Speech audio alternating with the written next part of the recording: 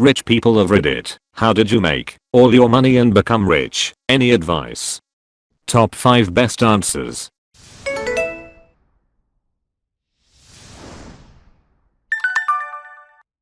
Number 5.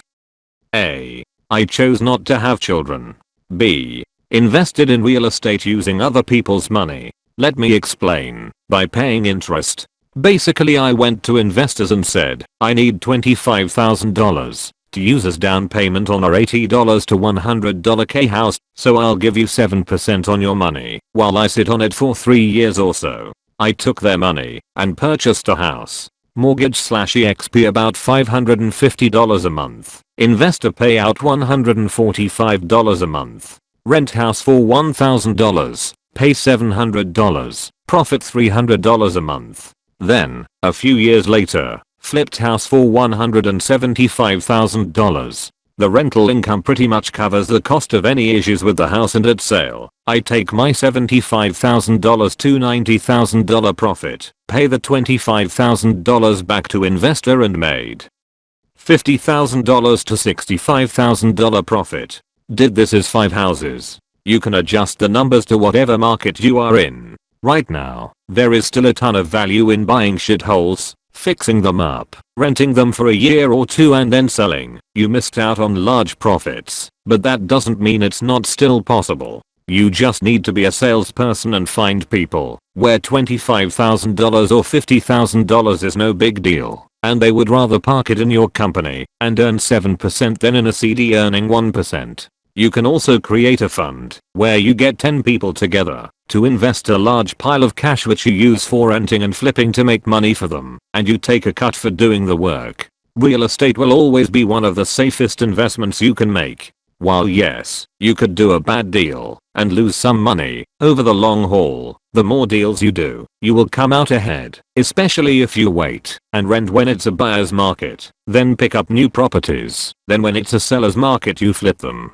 Many of the advertisements are scams, or trying just to sell you a class or a book that tells you what I just basically told you. If you have a brain you can become a licensed agent, and then you can save 3% right away on every purchase/sale. It adds up. Number 4. You don't say what riches. I currently have about $60 million in holdings, with a total income stream of about $6 million per year. I worked my way through community college and 4-year college during the 80s. While in college I started a PC repair and sales store. I ended up selling it a few years later when I graduated for $2.5 million plus 4% of the net for 10 years. I went to work in the corporate world as a programmer, but it wasn't for me, so I ended up starting a small software company with a buddy. We developed a niche product for legal time and billing that sold to small and mid-sized firms in my state. We split up after a few years, and I sold him my share for 15% of the net. I bummed around Europe for a while and then came back and bought into a boat sales and repair shop. I spent a couple of years getting that profitable and hired a really good manager that runs a place for me. I did the same with a truck washing company and extended that to providing services to several transit systems in the region. Hired a great manager and moved on to another company that sold boats to higher end clients. A few years later I got wind of some zoning changes in the works and bought up some land outside a town in the northern portion of the state. I subdivided when the zoning went through and ended up selling 230 lots. I also started a mortgage firm and had a friend run that for me while we were selling those lots. We ended up doing our own servicing and extended out to other areas in the state. I'm retired now and I'm getting into woodworking as a hobby. I keep track of the books and help out with any problems with the businesses that I'm invested into. Keeps me busy, but not too busy. My wife has pretty much decided to rescue every dog in the state, and that's a full-time job all in itself. If you have a dog and it's outside by itself, then watch out. Number 3. Got lucky with Bitcoin and Ethereum. Not crazy rich, but I'm about to pay off my parents' mortgage and buy a family home for my partner and I to grow into. Advice for editors: even now that Bitcoin is so high, there is still room for getting rich of it. Edit: $5.2 million turned into actual fiat with $800,000 left in my portfolio. You can stop asking/speculating now. Number 2. Well, I'm rich enough to retire at 55. I started work towards this about 17 years ago. Factors that led to this. 1. I chose a work field where the salaries were high and people were in demand. This creates the capacity to save. 2. Bought just enough house to save paying rent, and I was lucky to sell before the crash. 3. Modest spending. Did not waste money trying to impress other people. 4. Learned about investing. There are many ways to get it wrong. Read books and get experience as cheaply as possible. For instance, do not overborrow and get wiped out like so many people. Try and limit your tax bleed. Keep costs under strict control. 5. I'm numerate. You can't win financially if you are number phobic. 6. Did not get divorced. 7. Only had a small family. 8. Avoid bad debt. If it is not making or saving you money, it is bad debt, or as Kiyosaki calls it, a liability. 9. Plan and do financial projections. Have goals. Review progress against goals. 10. A few people mentioned hard work. Very true. 11. Luck. You can do all this and still not be lucky. The first piece of good luck is to be born in a rich country. Number 1. Longtime reader, but this issue is very close to my heart, so I signed up in the hope that I may help someone to be financially free or find the next big thing. I'm 31 and own 7 different companies with various investors. All 7 were built in the last 4 years, and I was the driving force. I don't keep tabs on how rich I am. Building something is more important, but I don't think about how much I spend personally, ever.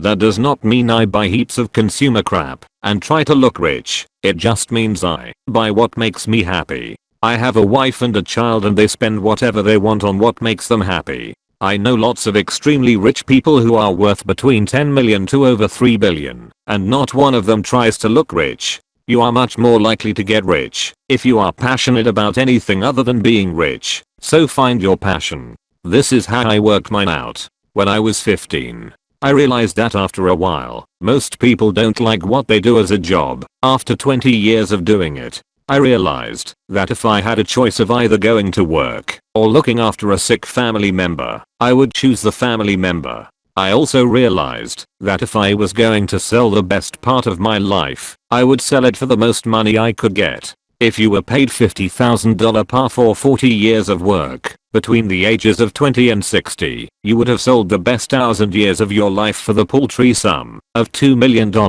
excluding wage inflation. I did the hardest maths and economics I could find, and became a business analyst for large firms looking to save 0.1% off their costs, or increase their profits by the same amount per year. This works out to be a lot of money, and taught me why some businesses are very successful, and others which look the same are not so successful. You need to learn how money works. My passion is building things. Business is my art, just like some artists paint. I express myself through business. My businesses are built to provide a quality benefit to both our clients, staff, and stakeholders. We never rip people off by doing the wrong thing.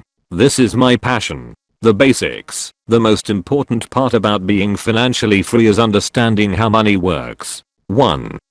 Treat money the way it treats you. When did money last tell you it loved you? Money is a sociopath, so treat it the same. This is not the same as treating your employees, clients, stakeholders or the people around you like a sociopath. When making decisions about money, make them without any emotion. 2. Realize what risk is. Risk is just ignorance about something. It would be risky for me to operate on someone because I'm not a surgeon. If I educated myself to be a surgeon, then the risk that I would kill someone would be lower. Educate yourself about things and there will be little to less risk that I lost my money. 3. Return on investment is a measure of how much risk is in an investment. The more you educate yourself about the investment, the lower the risk. You still get the same ROI, but the risk is lower, so you are getting a return on your knowledge. 4. Debt is not a bad thing. Debt is often a good thing. If you can borrow money at 5% and make 10% on it, then you have made essentially free money. Make sure you educate yourself about the risk. See point 2 and 3. 5. You need to realize that in business 8 out of 10 businesses fail at some point. If you want to have a successful business, you must start at least 10 businesses. Do not start one business, fail and then say well business is crap. Realize your odds of success are very low, especially when starting out. My first business failed, and I have had 2 more fail since then. This is the cost of doing business. I have started 10 businesses so far, and 7 of them have been successful. I attribute the success of beating the odds, so far, to educating myself and finding my passion. 6. When investing in a business, say shares etc., you are investing in the management and skills of the people in the team, not the product. It's about 80% team and 20% product. For an example, look at the hula hoop. It was just a piece of hose, but the management created a sensation. Saying this, sometimes you can invest in the product and management 50/50. See how to get super rich below. 7. Remember that nothing worth having comes easy. Working hard on something you are not passionate about is hard. When you have found your passion, it will make the 100-hour weeks seem like 50-hour weeks. 8. Write business plans. Hundreds of them is a start. Your first ones will be hundreds of pages long, but as you write more of them, you will get better at it. I can now write a business plan on a whiteboard in 10 minutes for an extremely complex business or investment. Realize that being financially free requires re-education. You have been taught to work for someone else from when you were a child to most likely today. You were probably never taught by the school system on how to treat money. If you want to be financially free, you must invest in education for yourself. I'm not talking about going to school. How is someone who is a wage earner, the teacher, going to teach you how to invest to be financially free? You must learn from investors and business people. When I say invest in educating yourself, I mean borrow or buy a couple of books to give you a starting point. Read from 1 to 4. 1. Richest Man in Babylon. 2. Rich Dad, Poor Dad. Read the other 3 of Robert's books if you want to know more. 3. The E-Myth. 4. 7 Habits of Highly Effective People. These books might cost you $100 to buy and will help solidify your knowledge. Some will seem elementary, but never knock back knowledge, even if you only get 5% from a book. If you want to get really rich, then you need to move from the basics I discussed above to a whole different ballgame. Getting super rich is not that hard. It just takes a whole lot more hard work, lots of practice, money and knowing where to invest. If you look at the people who are super rich, they got there by 1. Inventing something people want, Bill Gates. 2. Getting into the resources sector, any mining magnate. 3. Being in business, where people give you your main input for free, paper, cardboard, waste management, Visi packaging. 4. Real estate, any large land developer. The most important thing to realize about these investments is that they are out of reach of most people. When you get more competition in an industry, the ROI drops. You will notice above that none of the above investments have much competition. This is why the people who own these are super rich. The businesses that are successful are businesses who supply things that people have to buy, but the barriers to entry are so high that competition is low. As an example, when was the last time, just before you turned on your light switch, you called the mine that supplies the coal to the power plant that you buy your power from to ask them if you could get a better deal on the coal you were about to burn? No one ever does that, and this is why these businesses are successful. A good example of something which is never going to make you super rich is small-scale real estate development. Buying houses and renting them produces almost no return on investment in the long run. This is because there are so many people out there willing to get paid almost nothing for their investment in the house or apartment that it's very hard to make money.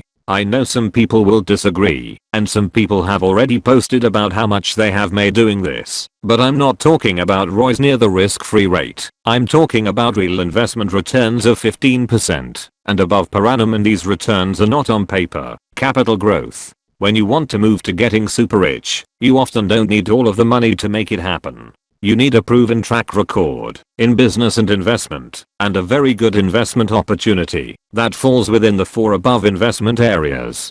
People with money are always looking to make it work for them, so they will invest in you. See point 5 above, and the opportunity. I really hope that helps someone. If you like this, give this video a big thumbs up, and if you are new to the channel, consider subscribing. If you enjoy our content,